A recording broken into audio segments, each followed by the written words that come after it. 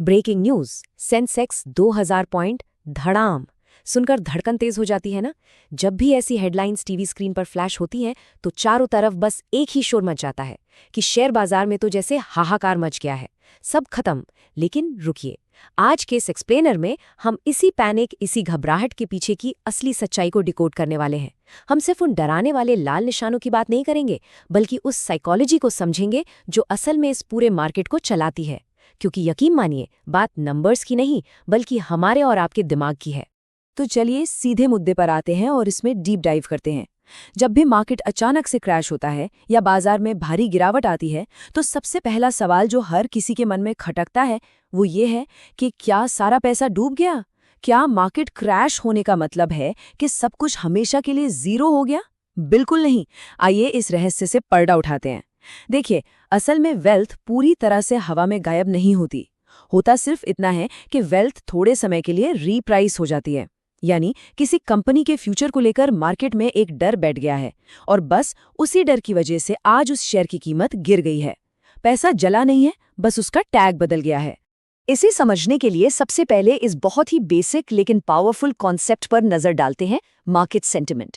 देखिए, सेंसेक्स और निफ्टी ये स्क्रीन पर हर सेकंड बदलने वाले सिर्फ कुछ बेजान नंबर्स नहीं हैं, बिल्कुल नहीं। ये असल में मार्केट सेंटिमेंट को दर्शाते हैं। इसका सीधा सा मतलब है कि इन्वेस्टर्स ओवरऑल मार्केट को लेकर कैसा महसूस कर रहे हैं। क्या वो डरे हुए हैं या फुल कॉन्फिडेंस में हैं? ये इंडेक्स तो बस एक थर्मामीटर की तरह है जो इंसानी भावनाओं और उनके रिएक्शंस का तापमान बताते हैं। मार्केट किसी मशीन से नहीं बल्कि लोगों की भावनाओं से चलता है। अब सवाल ये है कि आखिर ये डर पैदा कहाँ से होता है? सेंसेक्स अचानक गोते क्यों लगाने लगता है? इसके कुछ बहुत ही कॉमन ट्रिगर्स हैं, जैसे कोई अचानक आई बुरी खबर, देश की इकोनॉमी में कोई प्रॉब्लम, ग्लोबल लेवल पर देशों के बीच की टेंशन, या फिर बैंकों का इंटरेस्ट रेट्स बढ़ा देना। और जैसे ही ऐसा कुछ होता है, डर फैलने लगता है। और एक बात हमेशा याद रखिएगा, डर लॉजिक से कई गुना तेजी से भागता है। आजकल तो सोशल मीडिया, न्यूज़ चैनल्स और यूट्यूब के क्लिकबेट थंबनेल्स इस पैनिक में घी डालने का काम करते हैं।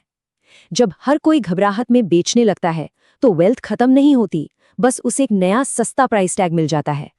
और ये चीज बहुत ही शानदार तरीके से इलस्ट्रेट करती है कि कैसे एक बिगिनर और एक स्मार्ट इन्वेस्टर का माइंडसेट बिल्कुल अलग होता है।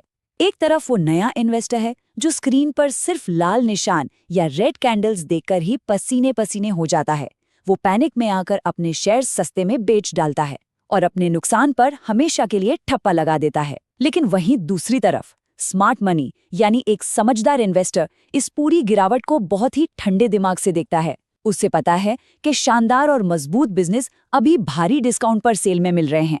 वो घबराता नहीं है, बल्कि शांति से उन बेहतरीन कंपनियों को अपने पोर्टफोलियो में भरता चला जाता है। यहाँ पर एक बहुत ही सीधा सा लॉजिकल सवाल है जो हम सबको खुद से पूछना चाहिए।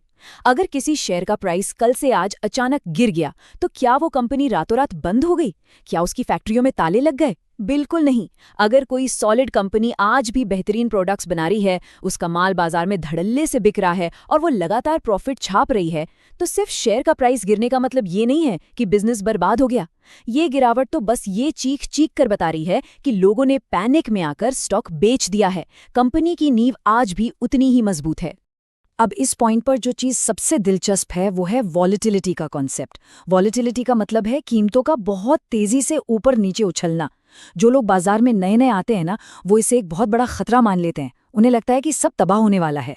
लेकिन जो मंझे हुए इन्वेस्टर्स हैं वो इसे बिल्कुल नॉर्मल मानते हैं, बल्कि वो तो इसे एक जबरदस्त मौके की तरह देखते हैं। असल में यहीं से वेल्थ ट्रांसफर का पूरा गेम शुरू होता है। जब मार्केट तेजी से गिरता है तो जल्दबाज और घबराए हुए लोग अपना माल बेचते हैं और धैर्य रखने वाले स्मार्ट लोग उसे सस्ते में लपक लेते हैं। पैसा बस एक जेब से निकलकर दूसरी जेब में जा रहा होता है। जरा एक पल के लिए इतिहास के पन्नों को पलटकर देखते हैं।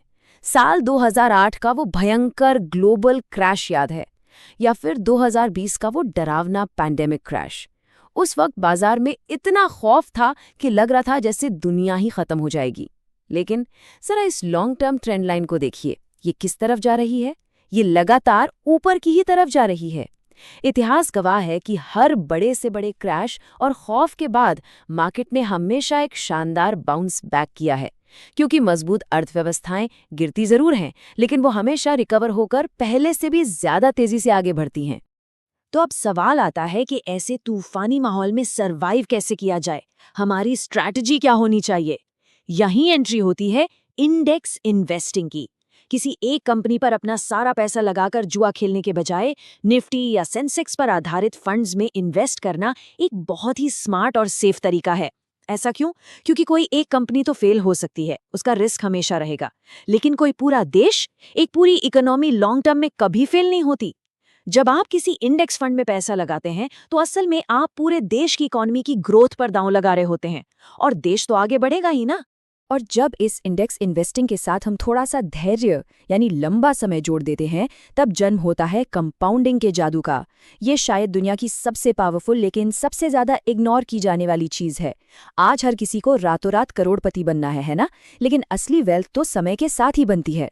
अगर मार्केट औसतन 12% की ग्रोथ भी दे और पूरे डिसिप्लिन के साथ लगातार इन्वेस्ट किया जाए, तो कुछ सालों बाद जो रिजल्ट मिलता है वो किसी चमत्कार से कम नहीं होता। प्रॉब्लम बस ये है कि लोग अपनी कंसिस्टेंसी खो देते हैं, बुल मार्केट में सुपर एक्साइटेड हो जाते हैं और क्रैश होते ही दुम दबाकर भाग जाते हैं। तो यहाँ सबसे क्रूशियल पॉइंट क्या है? सर्वाइवल, टिके रहना। ऐसे कुछ बिल्कुल सटीक और एक्शनेबल स्टेप्स हैं जिन्हें फॉलो करके कोई भी बुरे से बुरे क्रैश में मजबूती से खड़ा रह सकता है। स्टेप 1, हमेशा स्ट्रॉन्ग कंपनीज या इंडेक्स में ही पैसा लगाएं। स्टेप 2, डाइवर्सिफिकेशन, यानी अपने सारे अंडे एक ही टोकरी में कभी न रखें। स्टेप 3, एक सॉलिड इमरजेंसी फंड हमेशा रेडी रखें ताकि अगर मार्केट गिरे तो घर चलाने के लिए मजबूरी में अपने अच्छे शेयर्स ना बेचने पड़ें। और स्टेप 4, जो सबसे ज्यादा इंपॉर्टेंट है, उधार के पैसे से तो कभी भी इन्वेस्ट ना करें। लेवरेज या बोरोड मनी क्रैश के वक्त पूरी तरह से तबाही का कारण बन सकता है। इस पूरी चर्चा का एक बहुत ही गहरा सच ये है दोस्तों कि स्टॉक मार्केट असल में कोई मैथ्स या नंबर्स का गेम नहीं है। ये पूरी तरह से इंसानी इमोशंस का गेम है। लालच, डर, बेतहाशा उम्मीद और एकदम से मचने वाला पैनिक। पूरा बाजार बस इन्हीं भावनाओं के इर्द गिर्द नाचता है। सच बताऊं, मार्केट बिल्कुल न्यूट्रल है। वो ना तो किसी का दोस्त है और ना ही दुश्मन। वो तो बस एक आईना है जो ये एक्सपोज कर देता है कि कौन लालची है, कौन बेसब्र है और कौन अनुशासित है। अगर आप में डिसिप्लिन है तो मार्केट आपको लंबे समय में इतना रिवॉर्ड देगा जितना आपने कभी सोचा भी नहीं होगा। तो इस पूरी साइकोलॉजी को हम एक बहुत ही गहरी लाइन में समेट सकते हैं। जरा ध्यान से सुनिएगा। एक मार्केट क्रैश वेल्थ कम डिस्ट्रॉय करता है और आपका माइंडसेट ज्यादा रिवील करता है। ये चंद शब्द अपने आप में बहुत बड़ी सच्चाई हैं। असली इन्वेस्टिंग कंप्यूटर स्क्रीन पर भागते नंबर्स का खेल होने से पहले आपके दिमाग और आपकी साइकोलॉजी का खेल है। जिस दिन मार्केट के इस डर और पैनिक के पैटर्न को समझ लिया जाता है ना, उस दिन से बाजार का गिरना डराना बंद कर देता है। फिर सारा फोकस उस बाहर के फालतू शोर शराबे से हटकर सिर्फ और सिर्फ अच्छे बिजनेस की ग्रोथ पर आ जाता है। और बस यही वो मोमेंट है जब कोई भी इंसान इस गेम को समझकर एक असली इन्वेस्टर बनता है।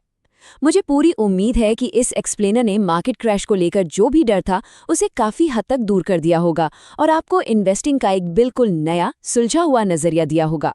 अगर यह एनालिसिस आपके काम आया और आप आगे भी ऐसे ही पावरफुल इनसाइट्स देखना चाहते हैं तो अभी के अभी इस वीडियो को लाइक करें, इसे अपने दोस्तों और फैमिली के साथ ज्यादा से ज्यादा शेयर करें ताकि उनका भी डर खत्म हो। और हाँ, हमारे चैनल को सब्सक्राइब करना बिल्कुल न भूलें।